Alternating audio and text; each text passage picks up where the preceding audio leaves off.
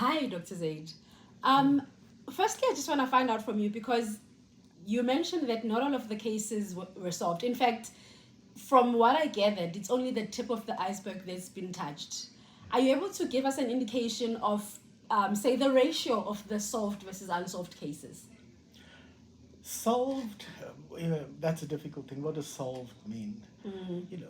I say we've had 4 inquests. Okay. In each of those cases was a person who died in detention, and under the apartheid government, conducted an inquest and said this person died because they slipped on some stairs. They fell down They the committed 10th floor. suicide. So in those 4 cases, we've had the verdicts overturned.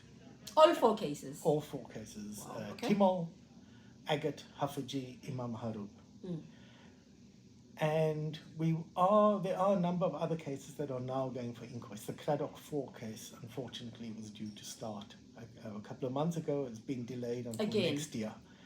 So it'll be 40 years after the murders when we will have the first inquest. Just like one of the families was saying that this is the 40th year of them having lost their loved one. Yes. So solving a case in those circumstances really means finding out the truth of what happened and righting the wrong. To say that Neil Agat hung himself in his cell when he was actually murdered. So you can right that wrong. Does it mean that people are going to be prosecuted for those cases? That's a different matter. That's harder. There are 4 cases in court at the moment where we're trying to convict someone. Nokuthula Simelane, the minister's daughter's case. Looking promising? We're up against defense counsel that will find any reason for delay. They will claim that the person's not competent to stand trial. They'll fight about legal fees. And it's been, as Tembi said, every step you have to fight for. Nothing comes easy. It doesn't come easily. The COSAS 4 case will hopefully start later this month. Hopefully. Yeah. There I think we've got just a slightly better chance at making progress. We've got some judges who've been very firm with the defense about delays. But if I had to answer the question honestly, other than the inquest, we haven't got anywhere. We haven't solved any cases at all. And we think there are maybe 200 of these cases that need to be dealt with. Sure. Now, we know in some cases, passage of time, no family members, no one to carry on the fight. People no passing witnesses. Away. Those cases will simply never be solved. They'll pass on. We still have, I think, a duty to remember them and commemorate them, and that's why work like Enver's is important. Maybe they're not going to get justice in a court of law, but they're going to have their story told, which is part of the way towards easing the hurt, to at least know that the story is told, that the sacrifice is appreciated.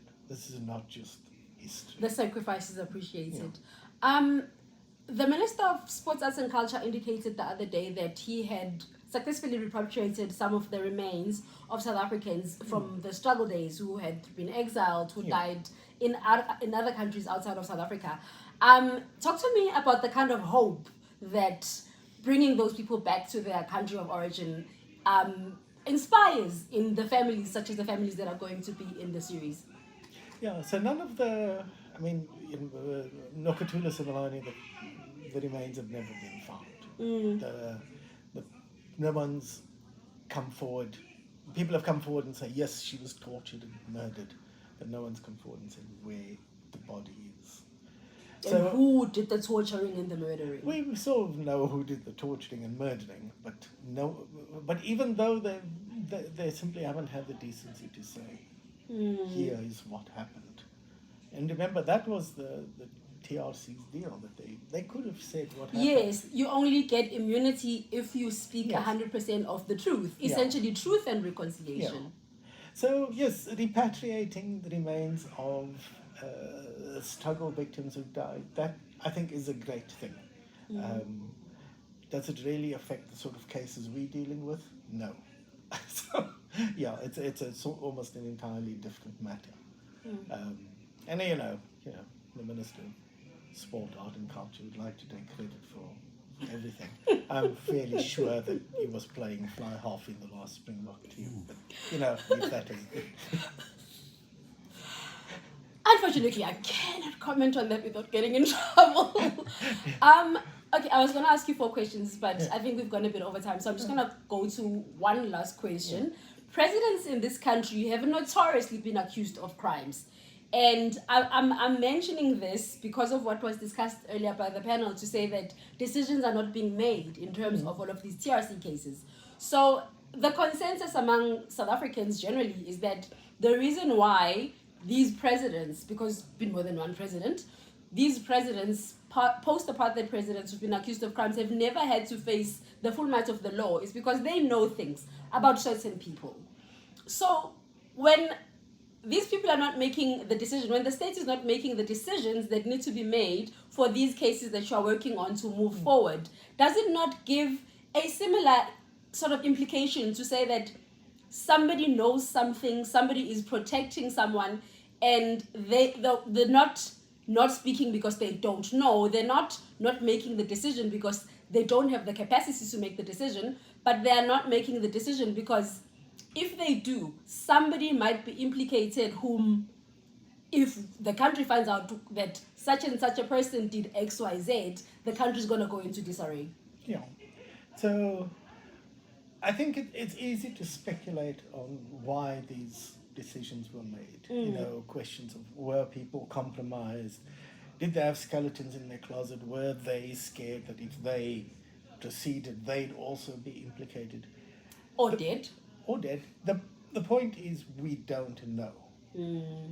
The thing that we are really interested in is a commission of inquiry so that people can come forward and say what they know. If Thabo Mbeki, as he said publicly, says that he had nothing to do with suppressing the prosecution, that it was due to the ineptitude of the NPA, then he must come forward and he must say so under oath.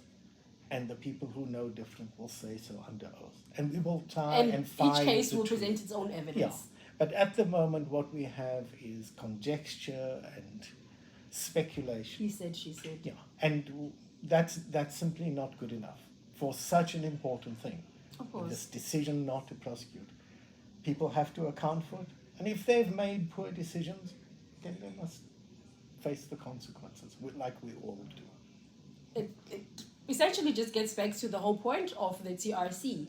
Speak the truth, the whole truth, and nothing but the truth. And I think what we can't count on people's good nature or models. What we need is a system that enforces the law. Yes. If you break the law, you should be prosecuted. We can't count on saviors to swoop in and say, I will fix the system. It's been 40 years. If there was a savior who would swoop in, they would have done so by now. Yeah. So no, let's just have a commission of inquiry and let's get to the bottom of this. And then we can decide what we do and how we move on. Thank you so much, Dr. Zaid. For the sake of the families, I really do hope that something does happen, some leeway is made so that everybody can move forward. Essentially, like what one of the gentlemen was saying, that the reason why he would like the cases to be solved is so that the generational trauma that he has experienced doesn't get passed down to his own children. Yeah. I think if Mr. Mabelane can say to his family, we've discovered what happened to Matthews. This is what happened. This is why he died. This is how he died. And then it may not bring, it may not set things to light. Of course, nothing can. But they'll have that. They'll know that they've understood and they can understand why he made that sacrifice and why he died. And then that's a little bit of relief for everyone. I watch a lot of true crime, and one of the things that gets said very frequently is the worst thing is not knowing. But yeah, we will close it off here. Thank you so much, Dr. Zaid. Thank you.